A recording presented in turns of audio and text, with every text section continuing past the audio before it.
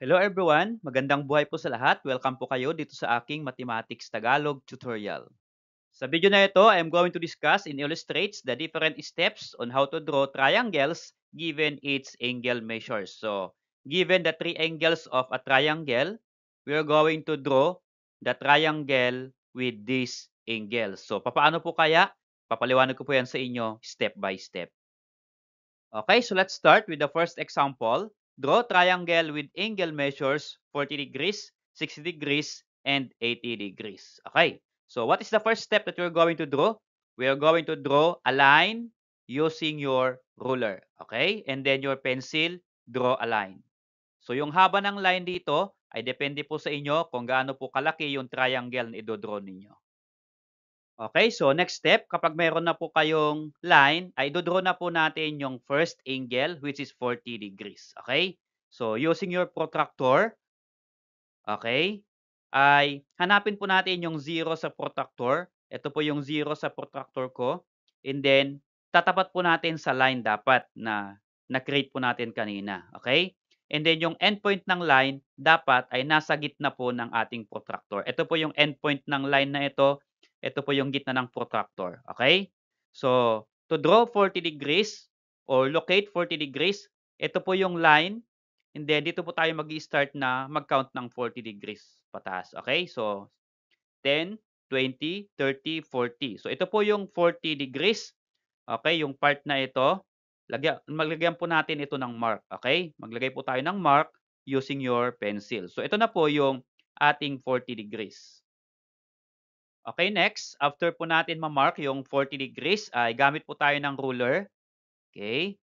Then, create po tayo ng line. Okay, be sure lang po na yung dulo po ng line na ito at yung na-mark natin ay magkatapat na ganyan. Okay?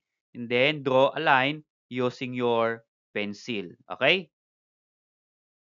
Okay, so next ay ito na po yung angle na na-draw natin. Ito po yung first angle dito, 40 degrees. So, lagyan po natin yan, 40 degrees. So, next po, ay do-draw natin yung second angle, which is 60 degrees. So, pwede pong dito natin idugtong yung 60 degrees or pwede po dito sa baba. So, dito ko po ilalagay yung 60 degrees, okay, sa endpoint ng line na ito. Okay?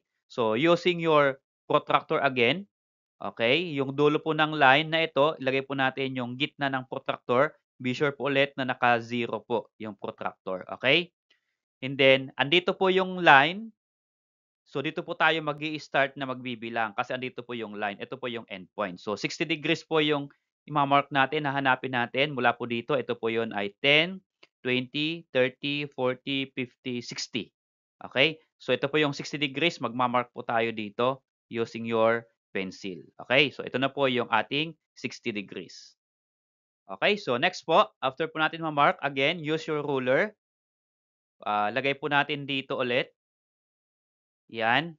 And then, draw a line crossing the second line here na na-draw natin. Okay? Yan. Okay, then next, ito pong angle na na-form dito sa baba, ito po yung kasunod na angle, yung second angle po natin, 60 degrees. Lagay po natin dito yung 60 degrees. Okay? And then, yung last angle na 80 degrees, ito na po yung intersection ng dalawang side na ito ng triangle. Ano po? So, 80 degrees, lagay na po dito 80 degrees. And then, i-remove na po natin yung part na ito. Okay? Then, you can name your triangle using any letters sa ating alphabet. So, pag gumamit po tayo ng letters, okay, ito po ay bold letter or capital letter. So, ginamit po ditong letters ay A, B, C. So, ito po ay triangle ABC with angles 40, 60, and 80 degrees. Okay, next example, letter B po tayo. Draw triangle with angle measures 110 degrees, 25 degrees, and 45 degrees. Okay? So, start po ulit natin. Draw tayo ng line using your protractor. Okay? So, ang haba po ulit, depende sa inyo kung gaano kalaki yung triangle na ipo-form po ninyo. Okay, next ay i-draw po natin yung first angle dito, 110 degrees. Okay? So, dito po ulit lalagay yung side or yung angle. So, using your protractor, okay, point out ulit natin, dapat yung line ay naka-point out sa 0 sa protractor. At yung gitna ng protractor ay nasa dulo ng line. Okay? Then hanapin po natin yung 110 degrees. So since andito po yung line na kinukuhanan natin ng angle, dito po tayo mag-start pag ganun. Okay, 110 degrees. So ito po yun, 10, 20, 30, 40, 50, 60, 70, 80, 90, 100, 110. So ito po yung 110. Ito po yung katapat niya. Magmamark po tayo dito. Okay? Using your pencil. Okay, so after po natin na ma-mark yung 110 degrees, again, use your ruler and then draw a line. So again, be sure po na nasa endpoint ng line na ito. Okay? Draw a line here. Okay, so yung na-form po na angle dito, ito na po yung angle. First angle po dito na draw natin, this is 110 degrees. Okay, next po, i-draw po natin yung 25 degrees. So, pwede po ditong kumuha ng 25 degrees or pwede naman po dito sa baba. So, dito ko po sa baba ilalagay yung second angle, 25 degrees. So, using your protractor again, 0 sa protractor and then yung gitna ay nasa endpoint ng line. Okay? So, hanapin natin yung 25 degrees. Nandito po yung line. Dito po tayo mag-start magbilang ng 25 degrees. So, ito po yung 10, 20, 30 po yon. Ito po yung pagitan, 25. So, 20 at 30, pagitan po nito ay 25. So, dito po tayo magmamark. Sa part dito, ito po yung 25 degrees. So, using your pencil, okay, yan na po yung 25 degrees.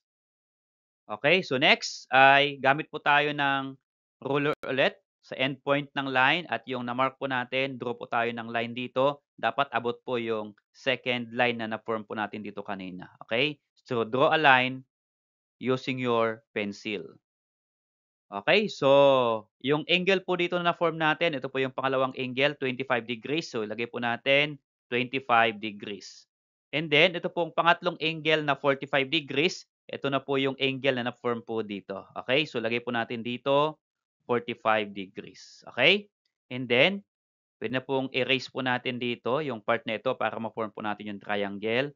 Erase po natin, iyan. And then, next po, since nakagawa na po tayo ng triangle, pwede po ninyong pangalanan yung triangle ninyo in any letters po sa ating alphabet. So again, ang gagawin ko po ay capital letters A, B, and C. So this is triangle A, B, C with angles 45, 25, and 110 degrees. Yung given po kanina dito. Okay, so salamat sa pod kaibigan. Kung nagustuhan mo yung video na ito, please click like and then subscribe kung bago ka pa lang po dito sa aking channel. So kung di pa po kayo nakasubscribe, subscribe na po at i-upload ko pa po yung different videos about the lessons of the Matatag Curriculum for Grade 7. Lahat po ng topic ay gagawan ko po ng videos para po maintindihan ninyo yung lesson.